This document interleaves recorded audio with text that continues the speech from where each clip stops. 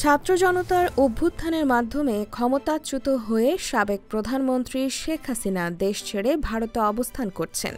এদিকে Indo Pacific অঞ্চলে সফরের অংশ হিসেবে অন্যান্য দেশের পাশাপাশি গত ১৬ মার্চ ভারতে এসেছেন যুক্তরাষ্ট্রের জাতীয় গোয়েন্দা পরিচালক ডিএনআই তুলসী গ্যাবার্ড।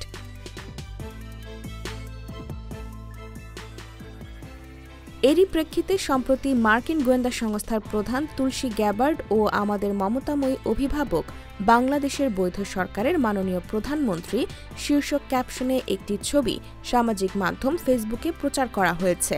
তবে তথ্য যাচাইকারী প্রতিষ্ঠান রিউমার স্ক্যানারের টিমের অনুসন্ধানে জানা যায়, মার্কিন গোয়েন্দা সংস্থার প্রধান তুলসী গ্যাবার্ডের সঙ্গে বাংলাদেশের সাবেক প্রধানমন্ত্রী শেখ হাসিনার বৈঠকের দাবিতে প্রচারিত ছবিটি আসল নয়। মূলত ডিজিটাল প্রযুক্তির সহায়তায় সম্পাদনার মাধ্যমে ভিন্ন দুটি ছবি কর্তন প্রতিস্থাপন করে উক্ত ছবিটি তৈরি করা হয়েছে। এ বিষয়ে অনুসন্ধানে ভারতের প্রধানমন্ত্রী নরেন্দ্র মোদীর এক্স অ্যাকাউন্টে গত ১৭ মার্চ প্রকাশিত একটি পোস্ট খুঁজে পাওয়া যায়।